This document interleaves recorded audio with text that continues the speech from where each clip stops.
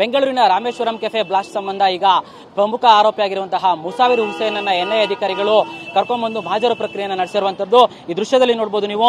ಹೂಡಿ bus stand ಬಳಿ ಇರುವಂತಹ ನಾಗಪ್ಪ ಬಡಾವಣೆಯ 1ನೇ ಅಡ್ಡ ರಸ್ತೆಯಲ್ಲಿರುವ ಇದೇ ಒಂದು ಜಾಗದಲ್ಲಿ ಈಗ ಎನ್ಐಎ ಅಧಿಕಾರಿಗಳು ಸುಮಾರು 2 ಗಂಟೆಗಳ ಕಾಲ ಮುಸಾವಿರನ್ನ ಕರ್ಕೊಂಡ್ಬಂದು ಮಹಾಜರು ಪ್ರಕ್ರಿಯೆಯನ್ನ ನಡೆಸಿರುವಂತದ್ದು. ಅಂದ್ರೆ ರಾಮೇಶ್ವರಂ ಕೆಫೆಯಲ್ಲಿ ಬಾಂಬ್ ಬಿಟ್ಟ ನಂತರ ಆ ಬಳಿಕ ಆರೋಪಿ ಮುಸಾವಿರ್ ಈ ಸ್ಥಳಕ್ಕೆ ಬಂದು ಬಟ್ಟೆ ಬದಲಾಯಿಸಿಕೊಂಡು ಇಲ್ಲಿ ಟೋಪಿಯನ್ನ ಬಿಸಾಕಿ ಹೋಗಿರ್ತಾನೆ.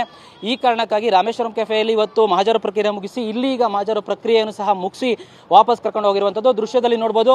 ಆತ ಇಲ್ಲಿಗೆ ಬಂದಿದ್ದ ಜಾಗ ಏನಿದೆ ಈ ಜಾಗದಲ್ಲಿ ಆತನ ಕಂಪ್ಲೀಟ್ ಆ ಒಂದು ಘಟನೆ ನಡೆದಂತಹ ದಿನ ಆ ಮುಸಾವಿರ್ ಇಲ್ಲಿಗೆ ಎಷ್ಟೊತ್ತಿಗೆ ಬಂದಿದ್ದ ಮತ್ತು ಇಲ್ಲಿ ಬಂದು ಏನೇನ್ ಮಾಡ್ದ ಇದೆಲ್ಲವನ್ನು ಸಹ ಎನ್ಐಎ ಅಧಿಕಾರಿಗಳು ಮಹಾಜರು ಪ್ರಕ್ರಿಯೆಯನ್ನು ಮುಗಿಸ್ಕೊಂಡು ಹೋಗ್ತಾ ಇರುವಂತದ್ದು.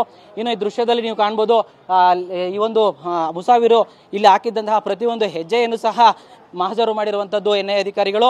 ಅಂದ್ರೆ ಆತ ರಾಮೇಶ್ವರಂ ಕೆಫೆಯಲ್ಲಿ ಮಾಡಿದಂತಹ ಸೇಮ್ ಮಹಾಜರು ಪ್ರಕ್ರಿಯೆ ಕೂಡ ಇಲ್ಲಾಗಿರುವಂತದ್ದು. ಆತ ರೈಟ್ ಲೆಗ್ ಇಟ್ ಕಡೆ R ಅಂತ ಗುರುತು ಮಾಡಿ, ಲೆಫ್ಟ್ ಲೆಗ್ ಇಟ್ ಕಡೆ L ಅಂತ ಗುರುತು ಮಾಡಿ ಈ ಒಂದು ಸ್ಥಳದಲ್ಲಿ ಓಡಾಡಿದ್ರ ಬಗ್ಗೆ ಸಂಪೂರ್ಣವಾಗಿ ಆತನಿಂದ ಮಾಹಿತಿ ಪಡ್ಕೊಂಡು ಮತ್ತೆ ಇಲ್ಲಿ ಮರುಸೃಷ್ಟಿಯನ್ನ ಮಾಡಿ ಅಂದ್ರೆ ಘಟನಾ ಸ್ಥಳಕ್ಕೆ ಇವಾಗ ಬಂದಿದ್ದಂತಹ ದಿನ ಏನೆಲ್ಲ ಆತ ಮಾಡಿದ್ದ, ಮತ್ತೆ ಎಲ್ಲಿ ಬಟ್ಟೆ ಎಸ್ತಿದ್ದ, ಮತ್ತೆ ಎಲ್ಲಿ ಟೋಪಿ ಎಸ್ತಿದ್ದ, ಯಾವ ಜಾಗದಲ್ಲಿ ನಿಂತು ಆತ ಬಟ್ಟೆಯನ್ನು ಬದಲಾಯಿಸ್ಕೊಂಡು ಹೋಗಿದ್ದ ಅಂತ ಕಂಪ್ಲೀಟ್ ಮಹಾಜರು ಪ್ರಕ್ರಿಯೆಯನ್ನು ಅಂದರೆ ಆ ಒಂದು ಘಟನಾ ದಿನದ ಮರುಸೃಷ್ಟಿಯನ್ನು ಮಾಡಿಕೊಂಡು ವಿಡಿಯೋ ರೆಕಾರ್ಡನ್ನು ಮಾಡಿ ಆತನಿಂದ ಹೇಳಿಕೆಯನ್ನು ದಾಖಲಿಸಿಕೊಂಡು ಈಗ ಎನ್ಐಎ ಅಧಿಕಾರಿಗಳು ಆತನನ್ನು ವಾಪಸ್ಸು ಸೆಂಟ್ರಲ್ ಜೈಲಿಗೆ ಕರ್ಕೊಂಡು ಹೋಗಿರುವಂಥದ್ದು.